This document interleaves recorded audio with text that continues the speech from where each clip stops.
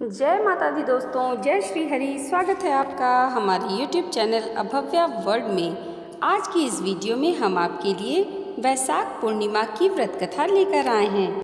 Video अगर आपको अच्छी लगे तो इसे लाइक और हमारे चैनल को सब्सक्राइब जरूर कीजिएगा। द्वापर युग के समय की बात है।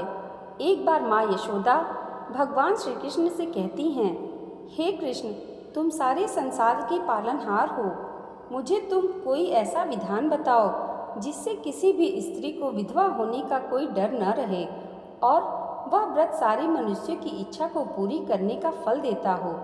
माता की बात सुनकर श्री कृष्ण जी कहते हैं, माँ, आपने मुझसे बहुत ही अच्छा प्रश्न किया है। मैं आपको ऐसे व्रत के बारे में विस्तार से बताता हूँ। अपने सौभाग्य प्राप्ति के लिए सभी महिलाओं को 32 पूर्णमासी का व्रत करने चाहिए। इससे सौभाग्य की प्राप्ति और संतान की रक्षा होती है। एक बहुत ही प्रसिद्ध राजा चंद्रहास्य के शासन में रत्नों से परिपूर्ण कांतिका नामक नगर था, जिसमें धनेश्वर नाम का ब्राह्मण निवास करता था। उसकी पत्नी का नाम सुशीला था। वो बहुत ही सुंदर थी। उनके घर में धन संपत्ति की कोई कमी नहीं थी, लेकिन ब्राह्मण और उसकी पत्नी की कोई संतान नहीं थी। एक दिन उस नगर में एक साधु आए।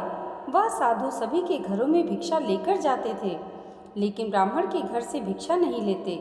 हर रोज अब वह साधु ऐसा ही करते। नगर में सभी के घर से भिक्षा लेकर गंगा नदी के किनारे जाकर भोजन ग्रहण करते।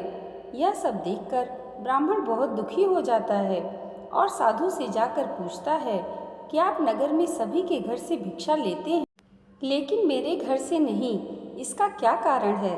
तभी साधु कहते हैं कि तुम निसंतान हो, ऐसे घर से भिक्षा लेना पतितों के अन्न के समान है, इसलिए मैं पाप का भागीदार नहीं बनना चाहता।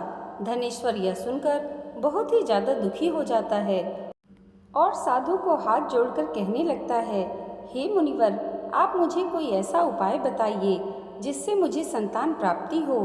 तब साधु ने उससे 16 दिन तक माँ चंडी की पूजा करने को कहा। उसके बाद साधु के कहे अनुसार ब्राह्मण दंपत्ति ने ऐसा ही किया। उनकी आराधना से प्रसन्न होकर 16 दिन बाद माँ काली प्रकट हुई। माँ काली ने ब्राह्मण की पत्नी को गर्भवती होने का वरदान दिया और कहा कि अपने सामर्थ्य अनुसार प्रत्येक पूर्णिमा को तुम दीपक जलाओ। इस तरह हर पूर्णिमा के दिन तक दीपक बढ़ाती जाना, जब तक कम से कम 32 दीपक न हो जाएं। ब्राह्मण ने अपनी पत्नी को पूजा के लिए पेड़ से आम का कच्चा फल तोड़ कर दिया। उसकी पत्नी ने पूजा की और फल स्वरूप वह गर्भवती हो गई। प्रत्येक पूर्णिमा को वह माँ काली के कहे अनुसार दीपक जलाती रही। माँ काली की कृपा से उनके घर एक पुत्र ने जन्म लिया, जिसका नाम देवदास रखा। देवदास जब बड़ा हुआ तो उसे अपने मामा के साथ पढ़ने के लिए काशी भेजा गया। काशी में उन दोनों के साथ एक दुर्घटना घटी, जिसके कारण धोखे से देवदास का विवाह हो गया। देवदास ने कहा कि वह अल्पायु में है, लेकिन फिर भी जबरन उसका विवाह करवा दिया गया। कुछ समय बाद काल उसके प्राण लेने आया, लेकिन ब्राह्मण दंपत्ति ने पूर्णिमा का व्रत रखा था, इसलिए काल उसका कुछ बिगाड़ नहीं पाया। तभी से कहा जाता है कि पूर्णिमा के दिन व्रत करने से संकट से मुक्ति मिलती है और सभी मनोकामनाएं पूर्ण होती हैं। दोस्तों, वैशाख पूर्णिमा की व्रत कथा के साथ आइए जानते हैं इसके महत्व के बारे में। हिंदू धर्म में हर एक पूर्णिमा तिथि का बहुत महत्व है, लेकिन वैशाख पूर्णिमा या कहें वैशाख माह ही देवताओं का माह माना जाता है। भगवान बुद्ध का जन्म भी इसी दिन हुआ। ऐसा कहा जाता है कि जो भी इस दिन विष्णु भगवान की पूजा और व्रत करता है, सभी पापों से दूर हो जाता है।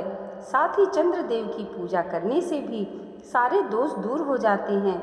वैशाख पूर्णिमा पर दान और पवित्र नदी या सरोवर में स्नान करने का भी विशेष महत्व है। इस दिन भगवान ब्रह्मा ने काली व सफ़ेद तिलों का निर्माण किया था, इसलिए इस दिन तिल का उपयोग जरूर करना चाहिए तथा गौ माता का भी दान करना चाहिए। वैशाख पूर्णिमा को सत्य विनायक पूर्णिमा के नाम से भी जाना जाता है। कहते हैं कि जब श्री कृष्ण से उनके बचपन के सहपाठी मित्र ब्राह्मण सुदामा द्वारिका मिलने पहुँचे, तो श्री कृष्ण जी ने उनको सत्य विनायक व्रत यानी वैशाख पूर्णिमा व्रत का विधान बताया। उसी को करने से उनकी सारी दरिद्रता दूर हो गई थी और वह धनवान हो गए थे।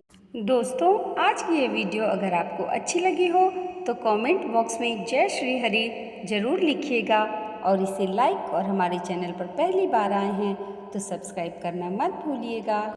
इसी के साथ आप सबको वैशाख पूर्णिमा और बुद्ध पूर्णिमा की हार्दिक शुभकामनाएं।